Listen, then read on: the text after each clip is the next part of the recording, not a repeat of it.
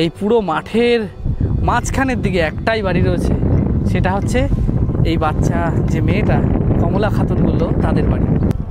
লালবাগ মুর্শিদাবাদ, এখানে কি তাহলে কাকিমার বাড়ি? কেমন লাগে এখানে আসতে? বেকার বলছে বেকার, তাও এসছে। এইভাবে যেতে হচ্ছে, অ্যাকচুয়ালি আমাকেও এইভাবে যেতে হচ্ছে। দেখুন জুতোটা খুলতে হলো, ওর জন্যই উনি বললেন যে আসাটা বেকার। তো নমস্কার, নতুন একটা ভিডিওতে আপনাদের সকলকে স্বাগতম। আজ আমি আপনাদেরকে ঘুরিয়ে নিয়ে দেখাবো ভারতের সীমান্তবর্তী একটা আইল্যান্ড। তার যে চর আছে তার নাম হচ্ছে টিকলির চর, যেই চর কিন্তু আপনারা আগে কখনো দেখেননি। তো দেখাবো সেই চরের মানুষের জীবনের প্রতি মুহূর্তের যে সংগ্রাম, সেই সংগ্রাম এবং সেই চরের বাড়িগুলো আমি ম্যাপে অলরেডি দেখেছি। এক একটা বাড়ির পরে আর একটা বাড়ি প্রায় কিলোমিটারের বেশি। তো চলুন আমার সাথে ঘুরে দেখবেন সেই চরটা এবং সেখানকার মানুষের যে তাদের জীবনযাপনটা কেমন। তো ভিডিওটি স্কিপ না করে দেখতে থাকুন, অনেক কিছু জানতে পারবেন। তো এখন এসে উপস্থিত হলাম ভারতের সীমান্তবর্তী একটা জায়গা, খড়িবোনা ঘাট। আর এখানে পদ্মা নদীটা এখন একেবারে শুকিয়ে রয়েছে। এর ওই পাশে রয়েছে একটা আইল্যান্ড, আমি আপনাদেরকে দেখাচ্ছি। ঘাটের সামনে চলে এসেছি। দেখুন এই যে ঘাট, সমস্ত মানুষেরা আসা যাওয়া করছে এখান থেকে। দেখুন ধুধুকড়া এই আইল্যান্ড, এই আইল্যান্ডে আজ আমরা যাচ্ছি। কত মানুষ যাচ্ছে দেখুন, তারা এই রাস্তা ধরে হাঁটতে হাঁটতে তাদের গন্তব্য বা বাড়ি ঘর সেই দিকে যাচ্ছে। তবে এই যে ঘাটটা দেখতে পাচ্ছেন, দেখেছেন কতটা ভাঙন হচ্ছে। অ্যাকচুয়ালি এই ঘাটটা আগে আরও ওই পাশে ছিল, পদ্মা নদীটা আরও ওই পাশে ছিল, কিন্তু এখন এতটা ভাঙন হয়েছে, ভাঙনের ফলে ঘাটের অবস্থা এই হয়েছে, আরও প্রতিনিয়ত ভাঙছে। তো ওই যে নৌকা আসছে যাচ্ছে দেখতে পাচ্ছেন, আমরা ওই সামনেটা থেকে উঠব। আর এখানে রয়েছে কিছু বাড়ি। দেখুন কত মানুষ এই পদ্মা নদীর উপরে নির্ভরশীল। কেউ মাছ ধরে জীবিকা নির্বাহ করে, তাদের পার্শ্ববর্তী মানে যাবতীয় যত কাজ সমস্ত কিছুই পদ্মা নদীর মধ্যে দিয়ে হয়, জলের যে কাজটা। আর এই যে হচ্ছে মানুষেরা, তারা আসছে দেখুন। এই হচ্ছে ঘাট। তো এখানে হচ্ছে ঘাটের টাকাটা নেওয়া হয়, তাই না? কত করে নেয় পার হতে আপনারা? 5 টাকা। আর গাড়ি 20 টাকা। গাড়ি মানে মোটরসাইকেল, তাই তো? ও আচ্ছা। কতক্ষণ পর পর নৌকা আপনাদের? মানে পর পর আসে যাচ্ছে, তাই তো? ও আচ্ছা আচ্ছা। তো দেখুন কি সুন্দর একটা চালা করা, ছাউনি করা। আর এইখান থেকে নৌকা আসবে, তারপর আমরা ওই পাশের আইল্যান্ডে পৌঁছাবো। তো দেখুন যারা এই পারে থাকে, এই পারের থেকে কিন্তু সীমান্তবর্তী ওই পারে যে আইল্যান্ডটা, ওই পারে অনেক তাদের জমি জমা আছে। দাদা আপনাদের নিশ্চয়ই জমি টমি আছে? কি আছে ওখানে? কলাই আছে, একাঙ্গি আছে। ও আচ্ছা, কলাই একাঙ্গি। হ্যাঁ, মানে আই কার্ড আধার কার্ড নিয়ে তো মনে হয় যেতে হয়। আমাদের এই কাছেই না? হ্যাঁ কাছেই। ওই পাশে গেলে লাগে। ও আচ্ছা, ওই দিকে গেলে মুশমারা টিকলি চর গেলে লাগে। আচ্ছা আচ্ছা। তো দেখুন এখানকার মানুষের জীবন জীবিকা কতটা কঠিন। এপার থেকে পদ্মা পার হয়ে ওপারে যাচ্ছে, তার মানে বর্ষাকালে প্রচুর ফসল নষ্ট হয়।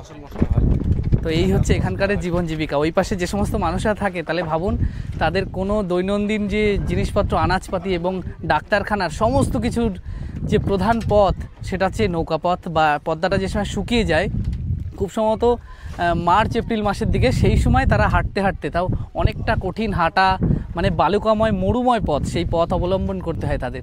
তো চলুন এই নৌকাটা এখনই ছাড়বে, তারপর গ্রামে প্রবেশ করি।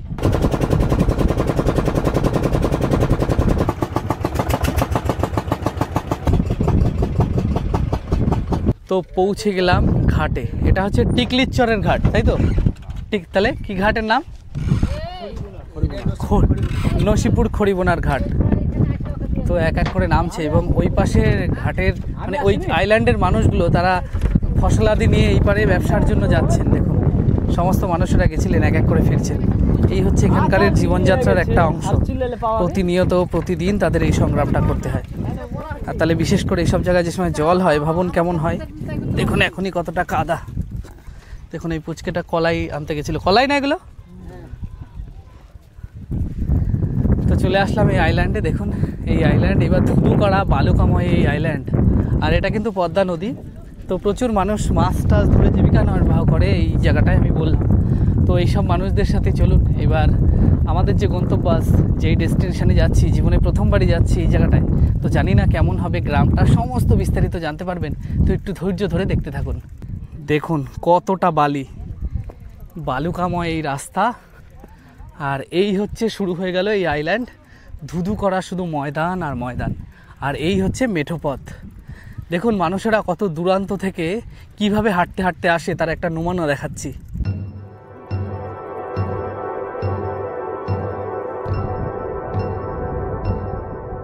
ওই দেখুন দূরে একজন আসছে মাঠ বরাবর হেঁটে, তার গৃহপত্নীর সাথে কোনো একটা মালপত্র নিয়ে তারা মেন যে ভূখণ্ড সেখানে আসবেন। কি জীবন এনাদের! এই দেখুন এনারাও কলাই এগুলো নিয়ে আসছেন মাঠ থেকে। কতটা কঠিন এবং কতটা দুর্গম পথ তাদের হাঁটতে হয়। এটা পাটকাঠি নিয়ে যাচ্ছেন ইনি, ঘাটের থেকে ওপারে যাবেন। দেখে বুঝতে পারছেন এই জায়গাটাও কতটা কাদা ছিল বর্ষাকালে। এই হচ্ছে জীবন জীবিকা এখানকারের। তো এই ধুধু করা সামনে মাঠ, এই মাঠ বরাবরই আমরা যাব। তবে এখানে একটা জিনিস দেখতে পাচ্ছি, দেখুন এখানে সোলার প্লান্ট করা রয়েছে, সোলারের এই যে লাইট ব্যবস্থা। আর ওখানে দেখুন একটা বাড়ি রয়েছে, আমি দেখাচ্ছি। দেখুন একটা বাড়ি, আপাতত মনে হয় কেউ নেই, জানি না আছে কিনা কেউ। তো অনেকটা হাঁটার পর এই রাস্তা দিয়ে মেঠো পথ দিয়ে যাচ্ছি। রাস্তাটা দেখুন কেমন, ঠিক এরকম মাটির রাস্তা। এখান থেকে ট্রাক্টর মানুষজন গিয়ে গিয়ে এই রাস্তাটা সৃষ্টি হয়েছে।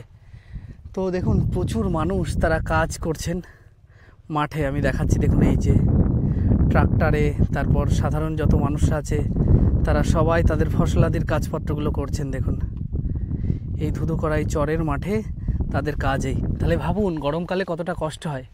কিছু মানুষ মোটরসাইকেল নিয়ে যাতায়াত করছেন এখানে, আর কিছু মানুষ সাইকেল নিয়ে তাদের গন্তব্যের দিকে পৌঁছাচ্ছেন। দেখুন এই যে সাইকেল নিয়ে যাচ্ছে তাদের বাড়ির থেকে। তো একটা মানুষ দেখুন কতটা দূরে গেছিল, নিশ্চয়ই মাঠের কাজ করতে, হাঁটতে হাঁটতে আসছে আল বরাবর। কোথায়, মাঠে গেছিলেন নাকি? কি আনতে? এগুলি কি কলাই? ও, সকালে খাওয়া দাওয়া হয়েছে? দেখুন কত দূরে গেছিলেন তিনি মাঠে, এখন আবার যাচ্ছেন ওপারের দিকে যাচ্ছেন। সামনে আরও আর একটা মানুষ আসছে, তিনিও আসছেন। তো এখানকারের মানুষের জীবনটা দেখুন, এবং এর জন্য কিন্তু এখানকারের বয়স্ক মানুষেরা প্রচুর বেশি সুস্থ থাকে। কারণ জানেন, এখানে প্রতিদিন তাদের মাইলকে মাইল হাঁটতে হয়। তার কারণ তাদের এই জায়গাটাই এরকম, এখানে না চলে কোনো গাড়ি ঘোড়া।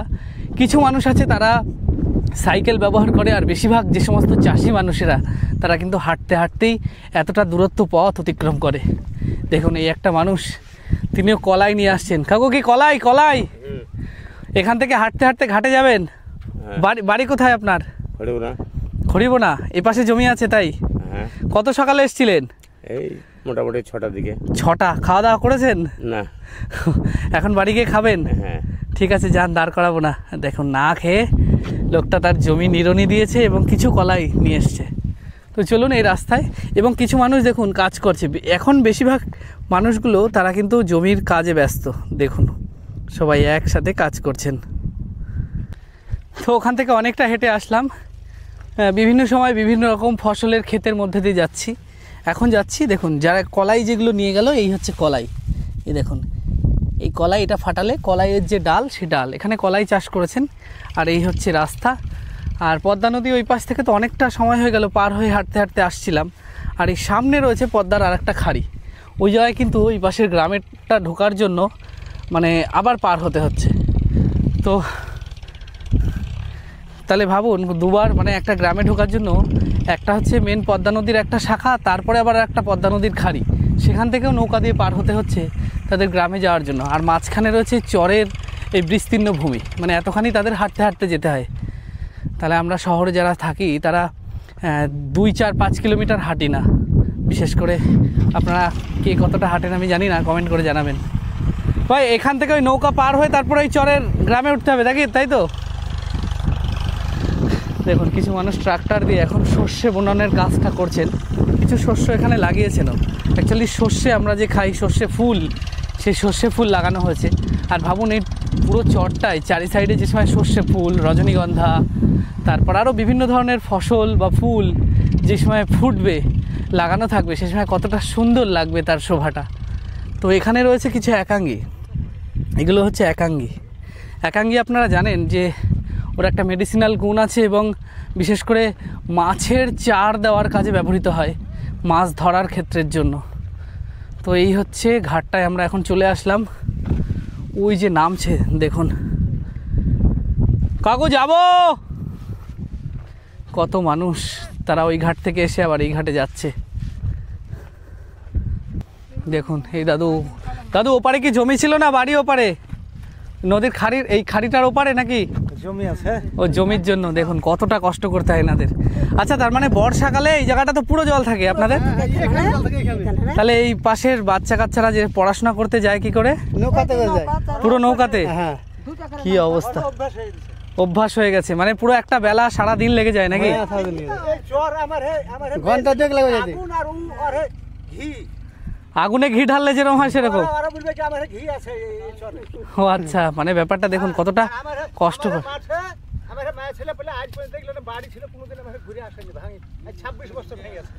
বাবা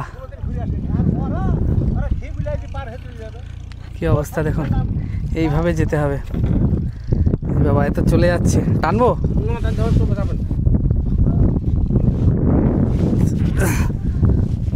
দাদা চালাবে নাকি?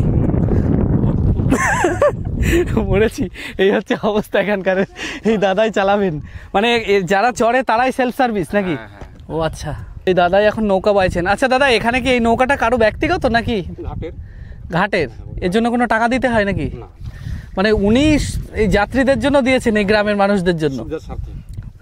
দেখুন এই জায়গাটায় যে সমস্ত মানুষরা ওই পাশের গ্রাম টিকলির চর থেকে তারা এসে এই যে খাড়িটা পার হয়, তারপরে আবার তো মেন যে পদ্মার একটা শাখা সেটা তো পার হতে টাকা দিতেই হয়, কিন্তু 5 টাকা করে। আর এইটার জন্য কোনো টাকা ধার্য করা হয় না। এই মানুষটা আস্তে আস্তে দাদা তিনি এই গ্রামবাসীর জন্য এই সুন্দর ব্যবস্থাটা করে দিয়েছেন। কতটা সুন্দর মনের মানুষ এনারা। এখানে বাড়ি ঘরও মনে হয় বেশি নেই নাকি? ও আচ্ছা, তো এই একজন পড়ুয়া মনে হয়। তুমি কোথায় গেছিলে স্কুলে? তাহলে লালবাগ, মুর্শিদাবাদ। এখানে কি তাহলে? কাকিমার বাড়ি। কেমন লাগে এখানে আসতে? বেকার বলছে বেকার, তাও এসছে।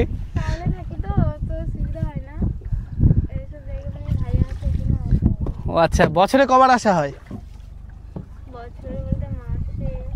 মাসে আসা হয় একবার?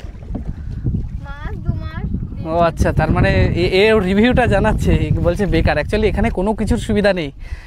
কারেন্ট আছে কিনা আমি গিয়ে জানতে পারবো, এবং এখানকার যে হাসপাতাল ফেসিলিটি বা অন্যান্য যাবতীয় যা মানে আমাদের দৈনন্দিন জীবনে দরকার হয় সে কোনো কিন্তু ফেসিলিটি নেই। তার একটা ছোট্ট উদাহরণ, যেহেতু ইনি ওই পাশের দিকে থাকেন লালবাগ অর্থাৎ মুর্শিদাবাদ, তার একটা ছোট্ট উদাহরণ উনি দিলেন। তো চলুন, পাড়ে প্রায় পৌঁছে গেছি এবং ওই পাশে অনেক মানুষ দাঁড়িয়ে আছে। সবাই এইভাবে যেতে হচ্ছে, অ্যাকচুয়ালি আমাকেও এইভাবে যেতে হচ্ছে। দেখুন জুতোটা খুলতে হলো, ওর জন্যই উনি বললেন যে আসাটা বেকার। অ্যাকচুয়ালি বিশেষ করে বর্ষাকালে এই সমস্ত মানুষদের কিন্তু জীবনটা এইভাবে প্রতিনিয়ত যাওয়া আসা এনাদের অভ্যাস অ্যাকচুয়ালি হয়ে গেছে, কিন্তু আমরা যারা মানে মেন টাউনের দিকে থাকি তাদের কিন্তু এইটা বেশি কষ্টকর। পায়ের থেকে বারবার জুতো খোলা, বিভিন্ন পরিস্থিতির মোকাবেলা, এবং অনেকে খালি পায়ে হাঁটতেও পারে না। তো চলুন গ্রামে পৌঁছালাম। আচ্ছা এরপরে কি আর কোনো খাড়ি আছে? আর নাই বলছি, এরপরে আর তোমাদের গ্রামে কোনো খাড়ি আছে? খাড়ি মানে এই যেরকম জলের নেই, তাই তো? বাঁচলাম।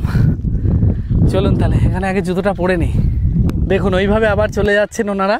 আর অ্যাকচুয়ালি ওইভাবে আমরা পার হয়ে এসে এবার এই হাইল্যান্ডের মধ্যে মানে পুরোপুরি এখনও জানি না পৌঁছালাম কি না, তবে তো হেঁটেই যাচ্ছি, অনেকক্ষণ ধরে হেঁটেই যাচ্ছি। আর একটু শীত শীত, ওর জন্য হাঁটতে বেশ ভালোই লাগছে। আর তো এখনও চলুন দেখি কতটা যেতে হয়। আর এখান থেকে যেতে হবে সোজা, দেখুন এই মাঠ বরাবর এই যে রাস্তা, এখানে কিন্তু ট্রাক্টরও চলে। এখানে কিছু কলাই রয়েছে, আর ওই যে খাড়ির ওই পাশেও কিছু জমি আছে, তারা ফসলাদি নিয়ে দেখুন তারা এখন বাড়ির দিকে রওনা দিয়েছে খুব সম্ভবত। ওই দেখুন, তো বেশ সুন্দর কিন্তু এই জায়গাটা। চলুন ঘোরাই আপনাদের সীমান্তবর্তী এই আইল্যান্ডটা। তো এই আইল্যান্ডে আসার পরে প্রথম যে বাড়িটা আমরা দেখতে পেলাম অনেকটা হাঁটার পরে মাঠের মাঝখানে, তো সেটা আমার কাছে এই প্রকৃতির মাঝখানে মাঠের মধ্যে একেবারে এক শান্তি নীড় বলে মনে হয়েছে। কারণটা বলছি, এত সুন্দর জায়গায় আমাদের যেরকম অনেক কোলাহলযুক্ত যে সমস্ত জায়গা ঘিঞ্জি এলাকা, সেই তুলনায় যদিও এটা অনেক কষ্টে থাকে, বিভিন্ন ফেসিলিটি তাদের থাকে না এখানকার মানুষদের, কিন্তু এরা কিন্তু এই নির্জন জায়গায় তারা নিজেদেরকে খুঁজে পায়। এটা কিন্তু আমাদের শহরের ওই সমস্ত এলাকায় হবে না একদম। তো এই সুন্দর যে রাস্তা, এই রাস্তা বরাবর দেখুন এই একটা বাড়ি পেলাম। এখানে কিছু কলাই লাগানো রয়েছে, এখানে তাদের কিছু হলুদ গাছ রয়েছে দেখুন, কি সুন্দর এই জায়গা, এবং এই জায়গা থেকে কিছু মানুষ আসছে দেখুন, এই গাছতলার এখান থেকে। কি সুন্দর এই দৃশ্য। কাকু ভালো আছেন? এটাই কি আপনাদের গ্রামের পথ রাস্তা নাকি? ওই পাশ থেকে যাতায়াত করেন? বর্ষায় তো মনে হয় বন্ধ থাকে পুরো। আপনাদের বাড়ি এই আইল্যান্ডেই? ও ওখানে, এখানে এই পাশে কি জমি জমার জন্য নাকি? ও আচ্ছা। আর এইখানে যে সমস্ত মানুষেরা থাকে বন্যায় তো পুরো ফেসে থাকে মনে হয়, তাই না? কি অবস্থা। আর বাড়ি ঘরও তো মনে হয় এক একটা বাড়ির থেকে আর একটা বাড়ি 1 কিলোমিটার দূর এরকম। এই জায়গায় জায়গায় সবাই এসে দাঁড়িয়ে টাড়িয়ে যায় নাকি? ও আচ্ছা আচ্ছা। দেখুন এই কাকু দাঁড়িয়েছে, এবং দেখুন এটা কাদের? তোমাদের? তাই? তুমি কি পড়াশোনা করো? কিসে পড়ো? 4 ক্লাস 4-এ পড়ো? ও আচ্ছা। কোথায় যাও স্কুলে? প্রাইমারি স্কুল আছে? তোমার নাম কি? কমলা কি? কমলা খাতুন। বাহ, গুড গার্ল। তুমি এখানে বসে আছো, আজকে কি ছুটি? ও রবিবার, তাই ছুটি বসে আছো। এটা তোমাদের বাড়ি? তোমার এই বাড়িতে থাকতে ভয় লাগে?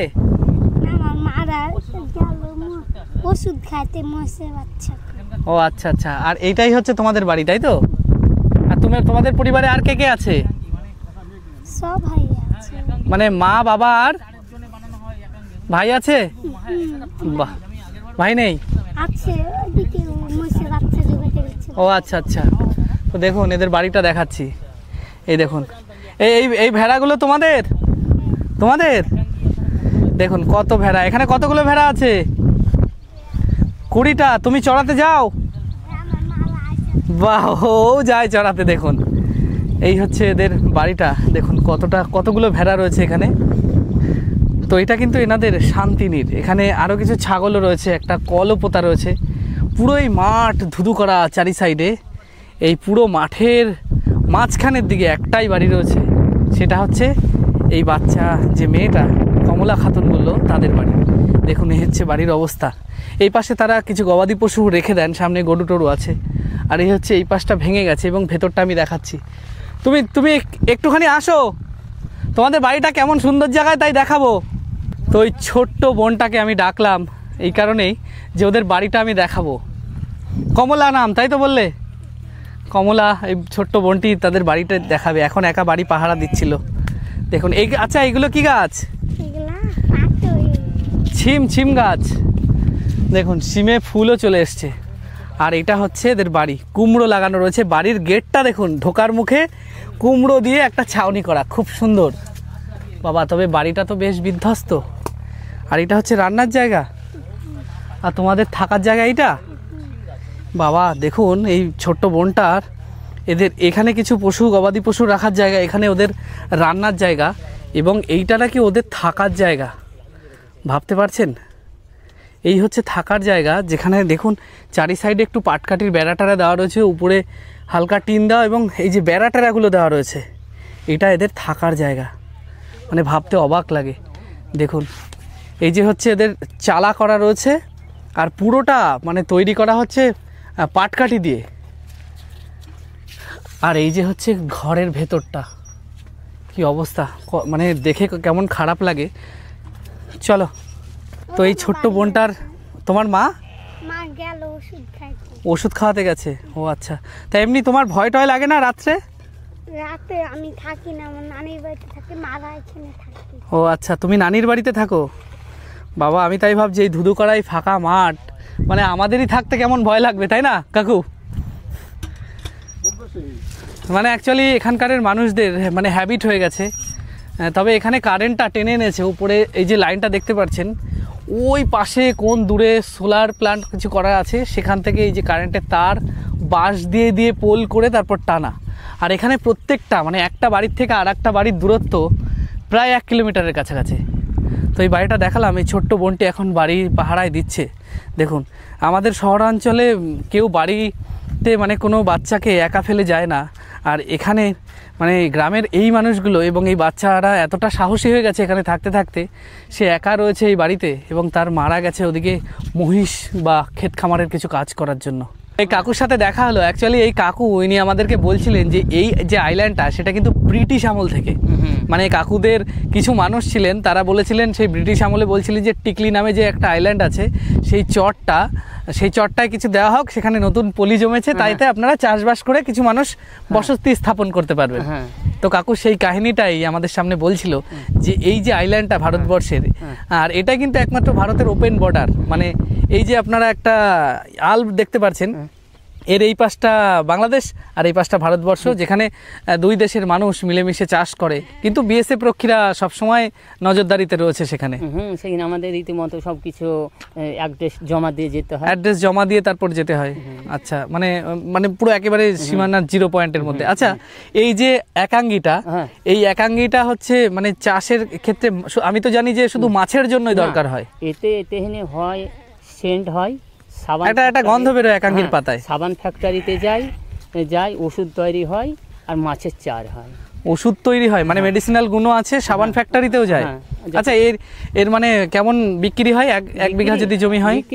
বিক্রি যদি ভালো জমিতে হয় হয়তো 20 কাঠায় আমাদের বিঘে জমি। হ্যাঁ, তো আমাদের 20 কাঠায় বিঘে যদি ভালো জমি ভালো হয়, ভালো বেশ জগজমাটে, তাহলে 20 কুইন্টালই হয়, না তো নিম্ন হলে হয়তো 14, 15, 18 এরকম। আর এমনি কেমন টাকা কিলোতে বিক্রি হয় আপনারা বিক্রি করেন? এই বছর আমরা বিছনের সময় কিনে বিক্রি করেছিলাম 22,000 টাকা কুইন্টাল।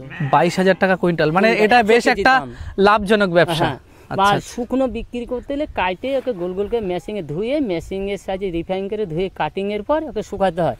শুকানোর পর এইসব মাল 60,000 টাকা 70,000 টাকা কুইন্টাল বিক্রি হয়। এমনি আপনাদের এখানকার এই আইল্যান্ডটার মানে সব থেকে বেশি কি চাষ হয়? অর্থকারী ফসল কি? অর্থকারী ফসল আমাদের আগা জামানাতে ছিল কলাইটাই বেশি আমাদের, মানে অল্প পরিশ্রমে কোনো সার বিষ সেরকম লাগতো না। পলি পড়লো, বন্যার জল নেমে গেল, হয়তো 20 কাঠা জমিতে 4 কিলো থেকে 3.5 কিলো হয়তো বীজ ছড়িয়ে দিল, হয়তো বিঘে 4 মণ 5 মণ করে হতো। এখন হয়তো বিভিন্ন রকম হাইব্রিড বিভিন্ন জাতের ফসল চলে এসেছে। এখন আমাদের এই যে জায়গাটা আপনারা বর্তমান যেখানে দাঁড়িয়ে রয়েছেন, টিকলি চর বা আশেপাশে এগুলো একটু পোলা বালিময় জায়গা, দোয়াশ পোলে মাটি, এগুলো এখন বর্তমানে একানি চাষটাতে চাষিরা বেশ কিছু লাভবান হচ্ছে।